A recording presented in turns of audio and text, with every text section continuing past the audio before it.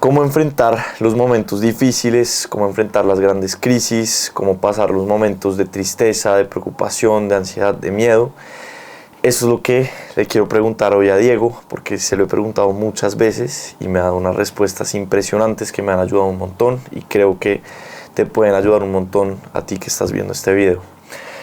Entonces, hermano, empecemos. Si quieres, cuéntame la filosofía del hágase sana que sana y hágale, que es algo que me ha servido mucho a mí, y contrastar eso como con la mentalidad de víctima de no, pobrecito yo, no sé qué, que alguien me ayude, como eso comparado con el hágase sana que sana y hágale.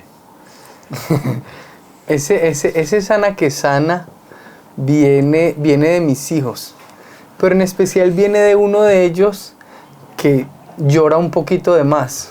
Entonces, cada vez que se golpeaba así fuera de suavecito, lloraba y hacía un drama muy grande.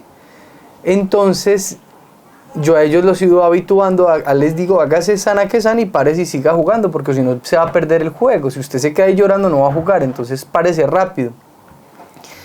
Y ese proceso con él ha sido muy interesante porque él se lo hacía y seguía llorando. Luego se calmaba un poquito más y hubo momentos en que me preguntó, papá, pero es que igual me sigue doliendo. O sea, cuando yo me hago sana que sana, me sigue doliendo. ¿Por qué me dices que me haga sana que sana? Y le digo, sí, mi amor, te hace sana que sana y tal vez te sane mañana. Puede que no te sane hoy. Pero al final es la grandeza de empezar a darle al dolor y al sufrimiento el lugar que tiene. Y a la posibilidad de vivir y disfrutar el lugar que tiene, porque al final lo interesante con ellos siempre ha sido que uno de los argumentos más fuertes que yo les he dicho es, si te duele mucho salite del juego y volvés cuando ya no te duela. No, pero es que yo quiero seguir jugando. Entonces, si quieres seguir jugando, aguantate el dolor. Si no querés seguir jugando, entonces salite y llorá y hasta que querrás volver a entrar, pero cuando volvás tal vez el juego ya se acabó. Okay. Entonces al final es muy interesante porque de algún modo la vida es así. Digamos que uno va aprendiendo que hay momentos en la vida en que yo me puedo quedar sobándome o sigo jugando. En un partido de fútbol, un futbolista como Cristiano Ronaldo, Messi, le pegan una patadota y le duele muchísimo y él podría decir, no, ya me duele mucho, yo me salgo del partido porque de pronto me lesiono, pero muchas veces siguen jugando aún cojeando porque es que vamos a ganar, porque es que es más importante ganarnos esta final así a mí me duela o así yo esté arriesgando una lesión. Entonces al final es la comprensión de lo que yo deseo, la comprensión de lo que yo anhelo, la comprensión del camino que estoy siguiendo me da las fuerzas para decir, yo me aguanto el dolor, yo no voy a parar. Y la debilidad en esta meta, la debilidad en este deseo, hace muchas veces que me empiece yo a rendir y a decir al final esto no tiene sentido, ¿para qué jugar fútbol? ¿Para qué luchar? Me duele. Entonces al final yo pensaría que como a grandes rasgos esta filosofía es decirle a mi hijo, yo sé que te duele, pero ¿qué poder le vas a dar al dolor? O sea, ¿vas a dejar que el dolor controle tu vida o vas a controlar el dolor que estás teniendo? ¿Vas a perderte el juego de la vida porque te duele? ¿O vas a empezar a jugar hasta el punto que se te olvida el dolor? Porque lo que ocurre con los niños es muy interesante porque uno les dice eso y uno se voltea y al segundo se paran y ya están jugando como si no les hubiera pasado nada. Entonces, yo sí pensaría, hermano, que es como darle al dolor su lugar y tener los ojos puestos en el fin. Y otro elemento que yo he experimentado mucho en mi vida ha sido con mis hijos, con el tema del colegio. Porque digamos que el tema del colegio es muy interesante porque vos te tenés que levantar todos los días a las 4 de la mañana sin importar la hora en que te acostaste. Entonces al final uno, cuando mis hijos estaban más pequeños, pues no iban al colegio, estaban en el jardín, pues uno a veces dormía un poquito más, llegaba tarde, pues, al final no me acosté tarde, entonces me tengo que levantar un poquito más tarde porque me acosté tarde. Pero ya llega un punto en que no, es que vos tenés que llevar al niño. Entonces, ¿cómo estoy? No sé, ni me importa. ¿Estás cansado? Sí, pero pues no me importa. O sea, yo no puedo dar a mis hijos, soy sin colegio. Entonces a mí eso también me llevó mucho a decir, uno tiene que tener claridad en el objetivo Y llega un punto en que vos dices, a mí no me importa yo cómo estoy. Entonces, por ejemplo, yo veo a mi esposa y hay momentos en que mi esposa está toda la noche lactando un niño y luego a las 4 de la mañana se levanta a hacer el desayuno para los otros 4 para salir a llevarlos al colegio en el carro. Y se lleva maní para no dormirse en el camino. Y no está llorando diciendo, ay, es que esto es muy duro, es que esto es muy duro. No, al final yo la veo a ella con esa berraquera y esa fuerza de decir, dele, dele, hasta el punto que me toca muchos momentos decirle, no, vení. No, vení. Vos estás muy cansada. Pero es ese amor de mamá, ese amor de papá, esa exigencia de la vida que te va diciendo, es que hace ahí llorando. Es que tus hijos están ya saliendo para el colegio, deja de llorar. Nosotros con 7 hijos, la filosofía siempre es, vos con 7 hijos no tenés tiempo de deprimirte, no tenés tiempo de aburrirte, porque o sea, todos tus niños te están buscando y diciendo, papá, vení, vamos a jugar, papá, vení, ayúdame, papá, a empacar maleta, papá, léeme un cuento, papá, vámonos. Al final el dolor empieza a tener un lugar que está, pero no es tan relevante. Al final, para terminar, Pablo, esto es, al final empieza el amor a ser más fuerte y más importante que el mismo dolor. Al final el dolor hace parte del camino y se va manejando y se va gestionando, porque es que no es que sea ni un masoquismo ni un indiferentismo ante el dolor. No hay momentos en que estamos cansados, que nos duele, pero el amor nos hace más fuertes y el amor nos lleva a poner ese dolor en su lugar, esa tristeza en su lugar y gestionarla, porque se gestiona. Entonces, mi esposa flaca, dormí.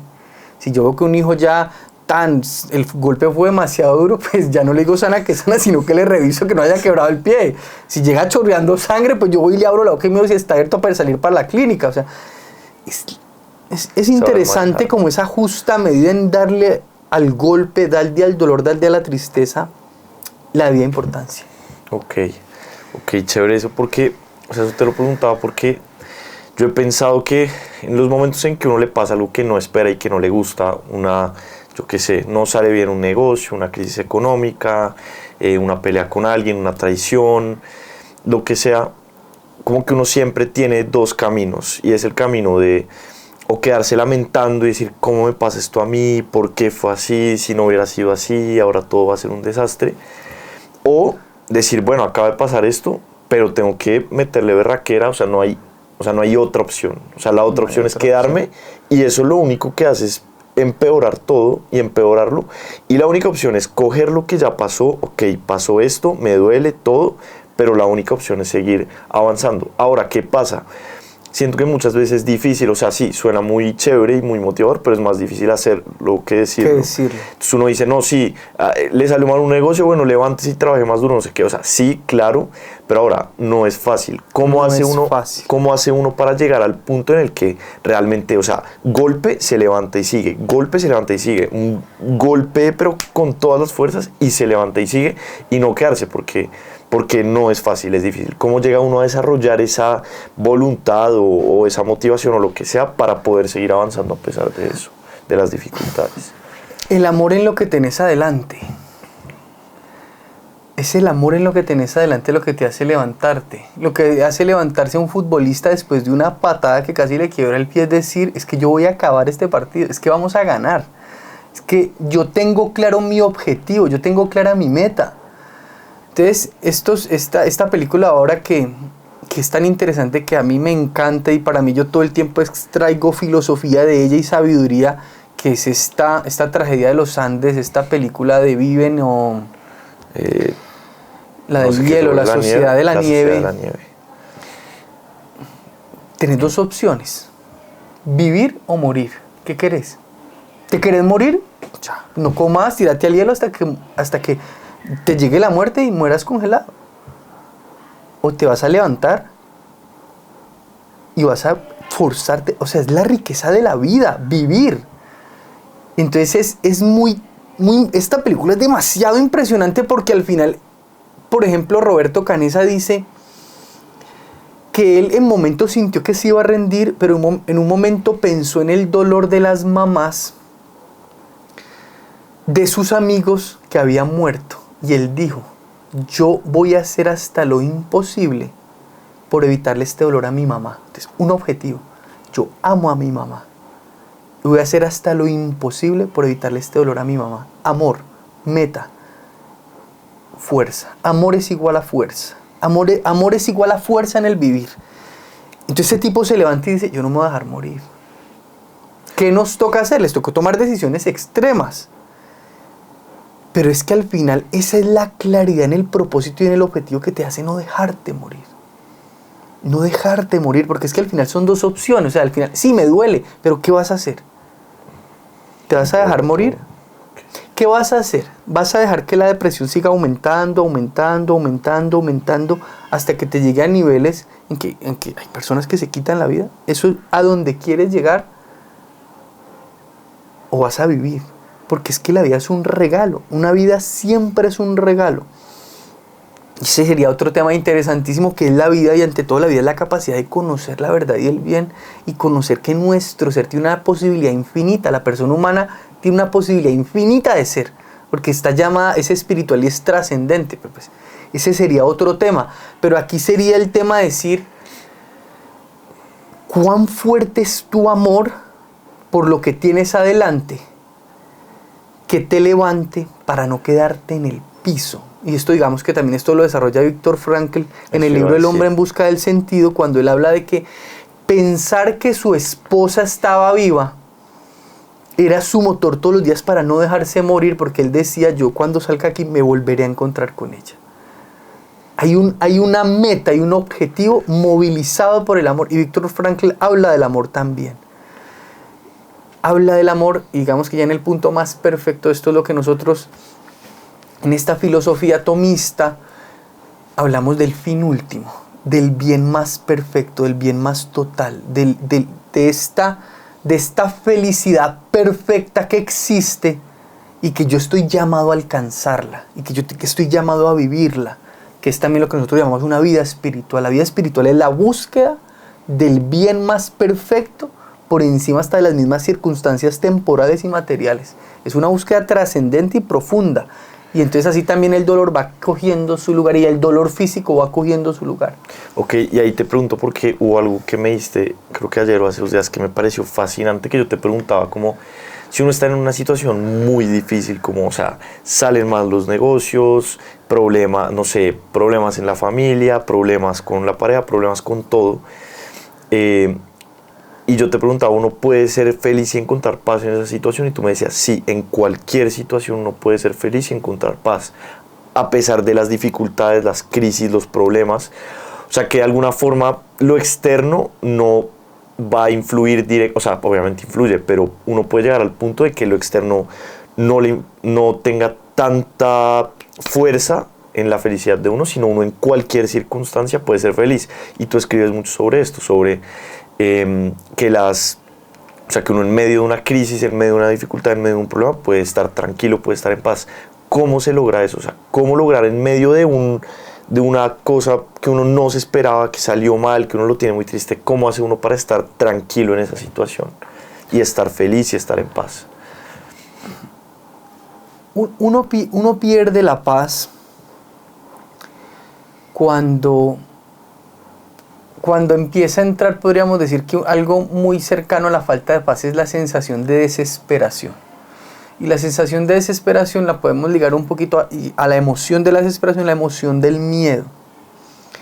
Y esta emoción de la desesperación y del miedo es la percepción de que hay un mal que yo no voy a poder resistir, que yo no voy a poder superar. Entonces yo me turbo porque esta situación es un mal que se acerca y yo no podré superarlo. Entonces voy a tener la experiencia del mal, y ya habremos dicho en otros espacios que la persona humana está hecha para el bien, no para el mal. No estamos hechos para sufrir ni siquiera, estamos hechos para el gozo, para la paz, para el placer, pero un placer ordenado y trascendente, un placer acorde a nuestra naturaleza, no un placer acorde hay veces, siendo un poco fuerte, a un placer animal, un placer netamente venéreo o de la comida, que al final esto es lo que los grandes filósofos fueron superando, y entonces Aristóteles dirá que hay 3 felicidades, y la más baja es la felicidad sensible y del placer corporal, que muchas veces es la que la gran parte de la gente está ahí, una búsqueda de un placer corporal constante. Pero ¿qué pasa? Entonces cuando vos percibís que te van a quitar este placer y esta felicidad, este bien tan limitado, claramente te desesperas. Entonces el que está, por ejemplo, ve su felicidad en el placer sexual, ve que no está pudiendo tener relaciones o que su sexualidad no está siendo placentera, entonces empieza a desesperar porque dice, no estoy encontrando el bien que yo busco, no estoy encontrando el bien que anhelo. Pero ¿qué pasa?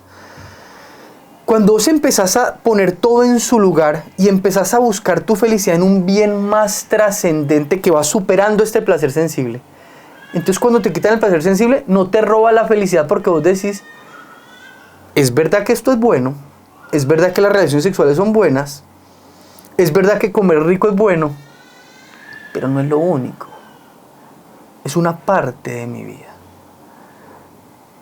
Segunda felicidad, el honor.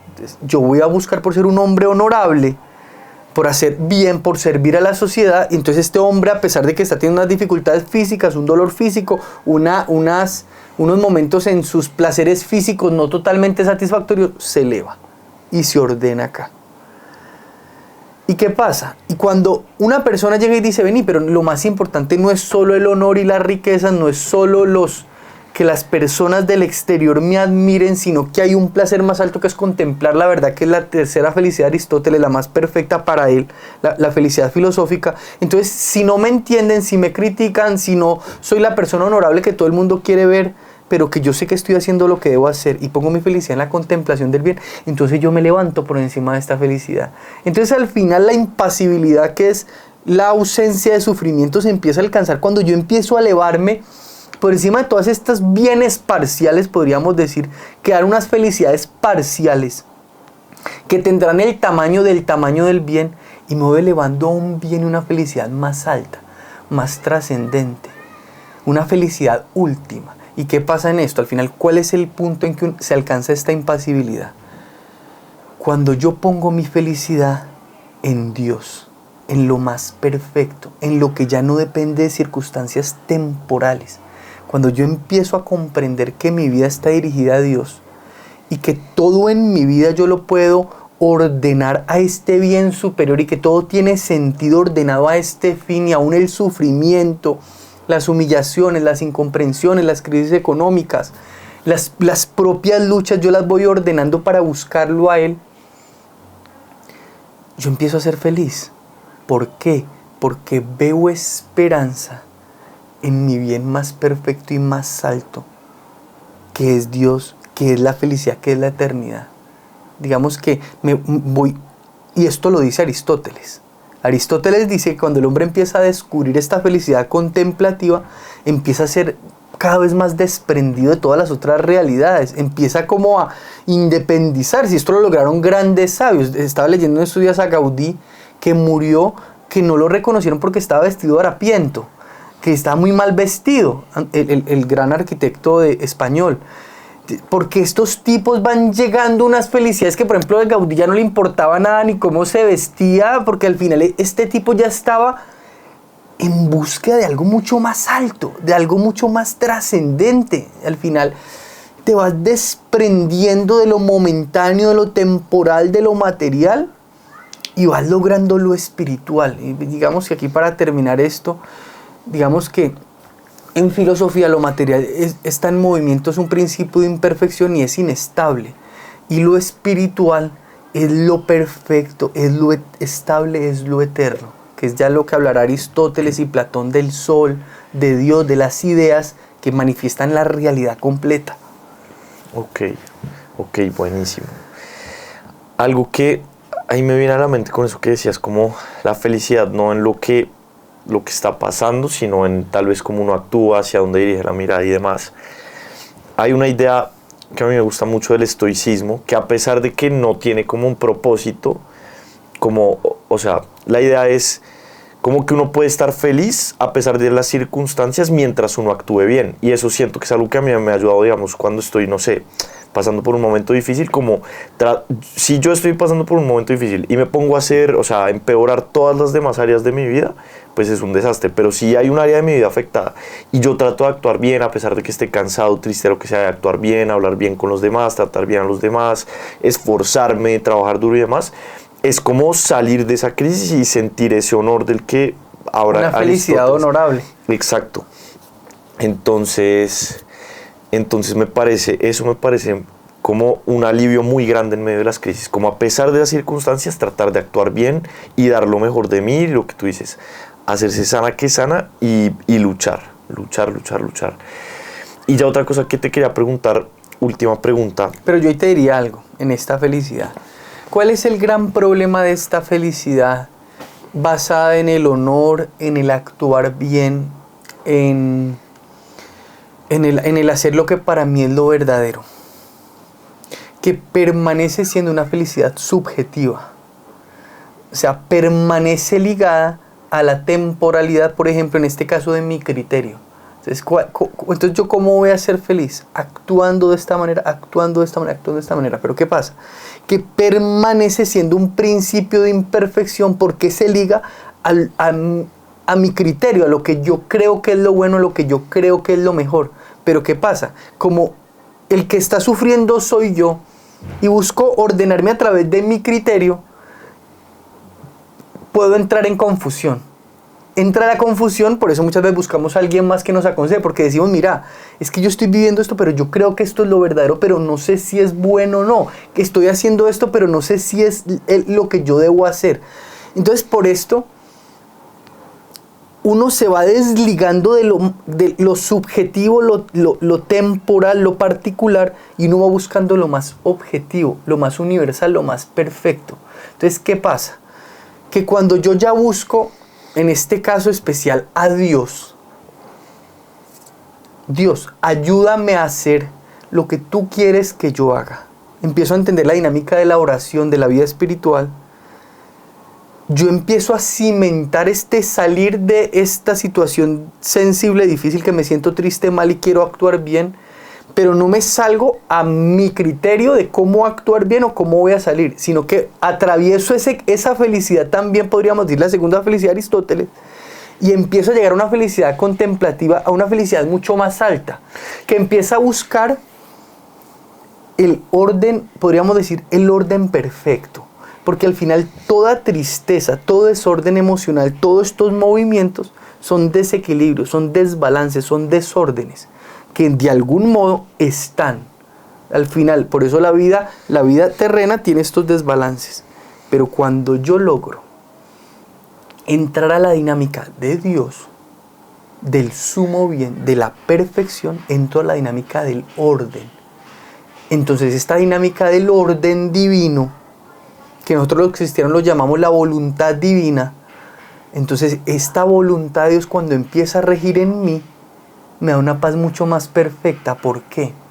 Porque ya no es una paz que está en mi criterio, sino es una paz recibida, una paz ordenada por la perfección, porque es que la verdadera paz no está en nosotros. La verdadera paz está en la perfección más alta, porque paz es orden, principio de orden, y el orden es que cada cosa esté en su lugar. O sea que el orden, podríamos hablar que es perfección, pero este orden, esta perfección, solo está en el ser más perfecto y más ordenado. Entonces hablaríamos de la inteligencia primera, el origen de todo, el principio ordenador, y este principio ordenador indudablemente es la causa primera, indudablemente es el sumo bien, indudablemente es Dios. Entonces al final si atraviesa esto y se debe tocar la perfección, lo más alto. No nos podemos quedar en estos estrados inferiores, que hay bienes parciales que darán cierta satisfacción y cierta paz, sí, porque un bien parcial como da cierta satisfacción y cierta paz, como yo hacer deporte, como empezar a ordenar, levantarme temprano. Pero al final lo que nos ocurre es que como no es un orden total, tarde que temprano empezamos a ver que eso no es suficiente, no basta, porque nuestro dinamismo es mucho más amplio y mucho más complejo. La persona humana, al ser un ser espiritual, implica un orden trascendente. Implica, no es opcional, implica un orden trascendente. Implica ordenarse al principio estructurador de toda la realidad, que es Dios. Ok, y dos preguntas. Una rápida, que creo que me puede responder medio rápidamente, y la otra un poco más profunda. Tú dices, entonces están los tres tipos de felicidades: la felicidad como espiritual, la felicidad del honor, la que hablaba Aristóteles, y la felicidad como de los placeres y de los sentidos. Si uno se ordena a esa felicidad? O sea, si uno ya está a ese punto, ya llegó a ese punto, ¿también se le ordenan las otras? O sea, digamos, si uno se ordena y uno empieza a actuar bien, por ejemplo, la segunda felicidad está en actuar bien, en hacer lo correcto. Si uno se ordena esa felicidad y ya está ahí, ¿actúa bien? O sea, empieza a estructurar y a ordenar. Y también es un principio estructurador. Es un principio estructurador que si es real esta unión a este orden, será natural que empiece a ordenar todo lo demás. Empieza a descender. Y en ese caso me decías que Gaudí, como que al final pues ya estaba vestido, eso no es como un desorden, o sea, se ordenó arriba, pero no se le desordenó como... Es un orden formal, es un formalismo. Vestirse bien o mal es un mero formalismo. Es verdad que hay un orden en que nos vestimos bien y todo, pero al final es accidental. Si yo me visto de blanco o de negro, al final es accidental a lo que yo soy. Que de pronto en algunos ambientes puede generar un orden y una dinámica, pues, y será un respeto hacia los demás, pero al final es una cuestión accidental. Al final, lo más importante es lo más esencial. Y lo más esencial irá ordenando lo accidental. Pero aún podríamos decir que todo esto accidental que brota acá no necesariamente será la perfección que nosotros percibimos como perfecta. Entonces, por ejemplo, un hombre que llegó a una cumbre muy alta, no necesariamente, como una perfección espiritual, puede haber aspectos en que su cuarto esté desordenado. Y uno podría decir, pero es que es desordenado, pero ¿por qué esta perfección? No entendemos la dinámica de él, de pronto es muy ocupado y no tiene el tiempo para ordenar su cuarto y de pronto en momentos lo ordenará. Pero al final eso es un desorden accidental, o sea, es algo que está en la esfera más exterior. Pero y lo más común no es que se ordene lo demás, o sea, no a la percepción de uno no decir como, no, entonces sí tengo ahí, yo qué sé, voy a tener este carro que es el que quiero, no, sino que de alguna forma, o sea, de la forma correcta se ordene, pero pues que sea difícil encontrar, o sea, no va a haber un cuarto totalmente desordenado, o sea, que es más difícil, o sea, que es más común que se llegue a eso y se ordenen las demás cosas. Se van ordenando, pero esta perfección total nunca se logra. La perfección total nunca se logra porque yo no soy Dios. Ok. Yo no soy Dios y además esta perfección de la persona se manifiesta en la voluntad divina y la voluntad divina en cada persona tiene una manifestación de la perfección diferente porque Dios es inabarcable. Entonces la perfección de Pablo es distinta a la perfección de Diego. Entonces alguna persona podrá al ver diferencia ver imperfección y no, Pablo está en su perfección, en su unicidad, en su singularidad, y Diego está en camino de perfección en su unicidad, en su singularidad. O sea, la perfección de Dios, el hombre no capta la perfección como la capta la divinidad. Es diferente. El hombre tiende a captar la perfección desde los accidentes y desde la forma y desde lo temporal. Entonces uno capta la perfección en que yo fui y este tipo, la casa es perfecta. Ese tipo es impecable. Ese tipo en el trabajo es impecable. Pero hay veces vos decís, ¿y cómo es con la esposa? Mal. Con los hijos, re mal. Entonces pero uno capta la perfección primero en lo más exterior, en lo más accidental. Entonces de ahí viene el tema de que uno cree que ciertas cosas le van a dar felicidad. O sea, uno dice, esto, hacer tal, me va a dar felicidad, pero eso muy probablemente no es verdad. Lo que da felicidad es realmente seguir la voluntad divina. Puede dar una felicidad, pero en la medida del bien. Entonces, si por ejemplo es verdad que yo comerme una chocolatina me da felicidad, Santo Tomás recomienda en momentos una ducha para la depresión o comerse algo que le guste, porque sí hay, porque es un bien, es que no, al final no es el desprecio de los bienes, que hay veces se van como a los excesos. Entonces llega el punto en que alguien dice, lo único importante es lo espiritual, el bien espiritual, y lo demás no importa. No. Eso era lo que yo tenía como miedo de caer con eso, de irse solo por eso y descuidar todo. No, porque al final este principio de orden no desprecia todo lo demás, no lo desprecia, lo tiende a ordenar, pero lo ordena de acuerdo a un principio ordenador suyo, no nuestro, que es lo que nos pasa a nosotros, que nosotros en este camino espiritual empezamos a llenar de antropomorfismos nuestro camino, que es un antropomorfismo. La forma que yo le quiero dar a mi perfección es que yo quiero ser así, es que yo quiero ser así. O sea, muchas veces lo que creemos que nos hace felices no nos hace felices y es otra cosa. O es una felicidad, pero es mucho más baja. a la que yo estoy llamado. O sea, yo puedo creer que esto me va a hacer feliz y esto es, y si no está esto no soy feliz, pero realmente puede que haya una cosa que me haga mucho más feliz que y en el momento en que me quiten esto, yo creo que me quitaron la felicidad y que ya no tengo felicidad, pero al contrario, cuando te quitaron esto, te estaban buscando llevar a esto que era más alto. ¿Sí me entendés? Te están buscando llevar a lo más alto. Por esto, cuando uno ordena la vida a Dios, uno le empieza a encontrar sentido a todo, porque uno empieza a entender que Dios, en su perfección, al ser sumamente bueno, al ser la perfección del bien, no desea el mal. Y hasta del mal va ordenando todo hacia el bien. Y ahí, digamos... Hay un principio teológico que dice que Dios permite el mal porque de él está sacando un bien mayor. Imagínate lo impresionante de esto. Si Dios no lograra hacer eso, no existiría el mal. Pero Dios permite el mal porque este mal está generando un bien mayor. Ok, yo ahí te iba... Una pregunta que te iba a hacer hace rato en un podcast que oí ayer de ustedes, de las crisis, de una crisis económica en pareja. Ustedes decían crisis de aprendizaje, que uno de las crisis puede sacar algo muy bueno. Entonces muchas veces, y siento yo que pasa así, uno oye la típica historia de no me vino una crisis económica, perdí todo, pero gracias a eso salió un negocio y hoy en día me va muy bien. Y pasa mucho eso.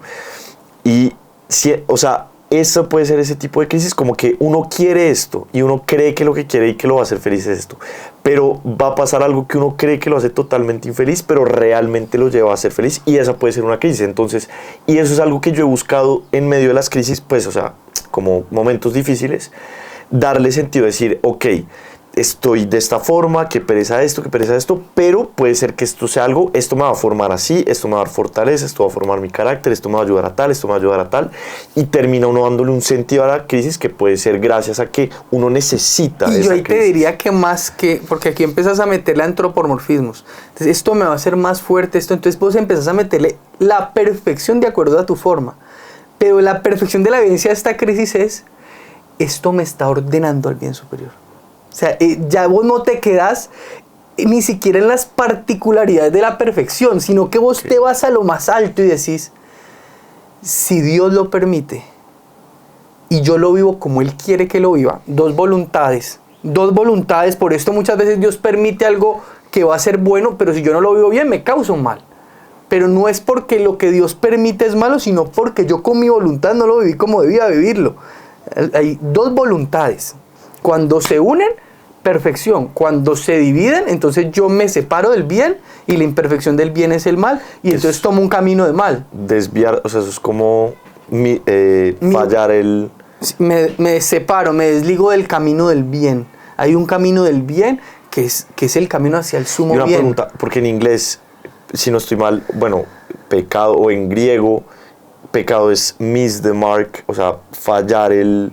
¿Se refiere un poco a eso, como fallar la voluntad de una cosa con otra? Claro. Es que al final, ¿qué es, por ejemplo, en nuestra concepción cristiana el pecado? El pecado es el desvío hacia un bien parcial, despreciando el bien más perfecto. Es preferir un bien parcial por el bien más perfecto. Es un intercambio. Yo entrego oro y me dan acero. Okay. Yo entregué lo máximo por lo bajo. El sexo es bueno, buenísimo. Da placer, buenísimo. Yo estoy casado y me parece buenísimo. Okay. Pero no es lo único, ni lo más importante. Tiene su lugar. En mi matrimonio tiene su lugar. Y le cuido su lugar. Y no puede caer más bajo de su lugar, ni más arriba. Su lugar. Porque, entonces como no es tan importante, entonces no es importante. No, es que ese es el problema de la persona, que la persona siempre en todo quiere meter la mano y acomodar a su criterio. Por eso la perfección de la inteligencia es la fe. ¿Y uno cómo hace para saber cuál es el lugar? Esa es la sabiduría, esa es la capacidad ya de vos empezar a captar la realidad a través de la sabiduría, a través de la luz misma de Dios, porque al final hay una luz que ya es sobrenatural, que yo empiezo, al final, ¿qué es la sabiduría más alta? La sabiduría espiritual. ¿Y qué es la sabiduría espiritual? La capacidad de captar la realidad como Dios la ve. ¿Y cómo se llega a captar la realidad? O sea, ¿cómo llego yo? Imagínate esto. El estoicismo me parece tremendo. O sea, el estoicismo llegó un escalón justo antes, creo yo, Hay una frase de Marco Aurelio de el obstáculo es el camino, no sé qué, lo que se me pone en el camino es el nuevo camino, como eso de las crisis. Ordenó un bien. Empezó el estoicismo, ordenó el bien sensible. Pero le faltó un... Entonces empezó a ordenar el bien de la virtud humana, que es la fortaleza, la templanza, la prudencia y la justicia. Entonces digamos que podríamos decir que es el estoicismo, pero se queda en un campo natural. Entonces, falta él. Queda un campo natural. Y una pregunta, ¿cómo hace un estoico? Imagínate un estoico, mejor dicho, perfecto. O sea, alguien aplicó el estoicismo a la perfección. O sea, virtud así, pero llegó a ese escalón. ¿Cómo hace para llegar al siguiente escalón una persona que está ahí?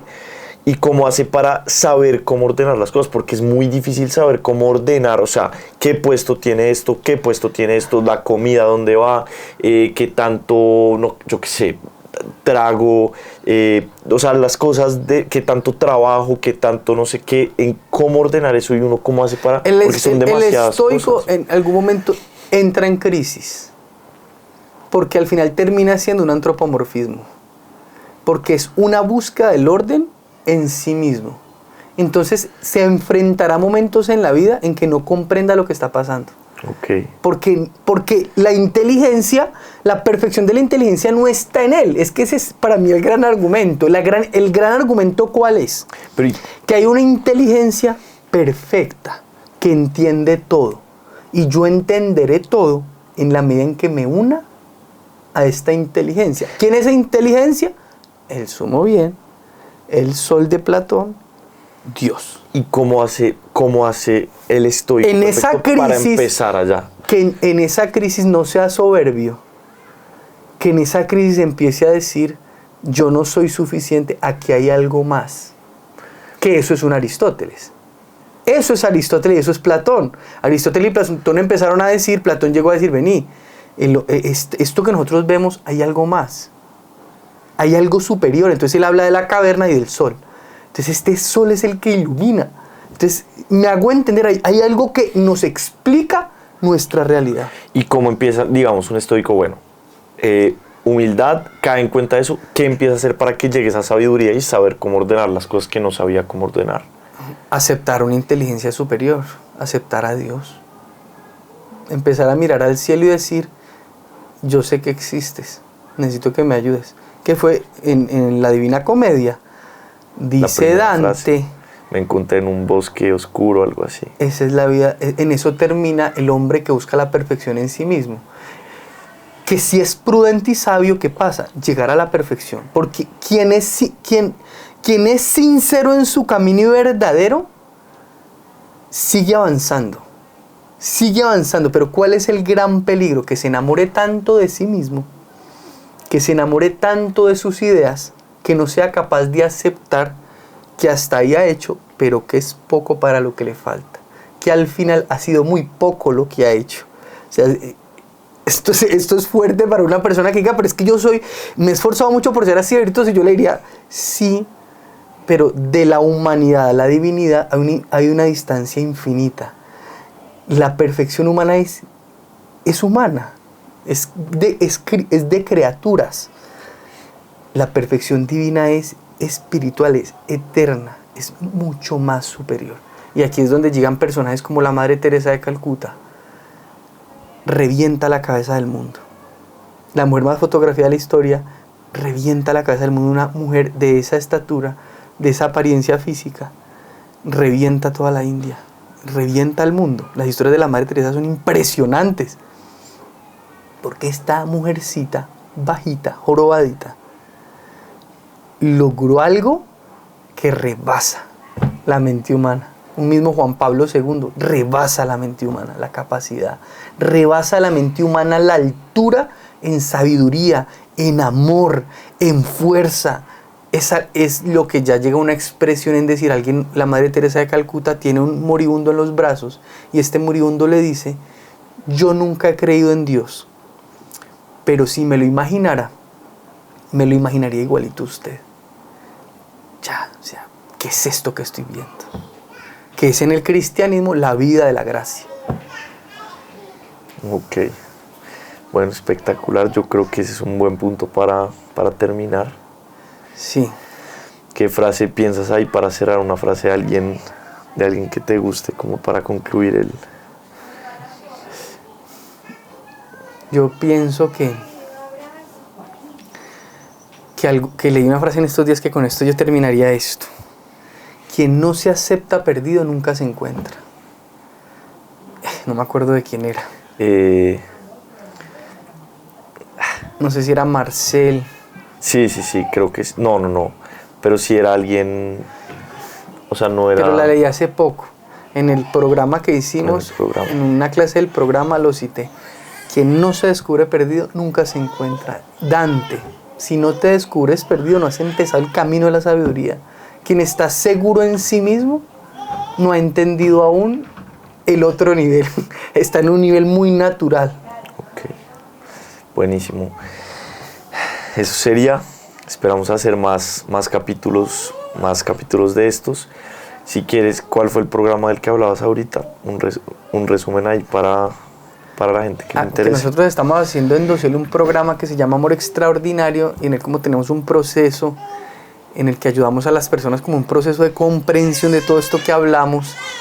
Y en una de estas clases, recuerdo que citamos esto porque al final es buscar empezar a elevarnos en la comprensión de la realidad. Al final, la gran solución del mundo está en ejercer la inteligencia de una forma correcta, y al final lo más inteligente será empezar a aceptar la trascendencia, aceptar lo espiritual. Ok, buenísimo. Ahí en la descripción vamos a dejar información del programa y bueno, eso sería todo. Muchas gracias a todos.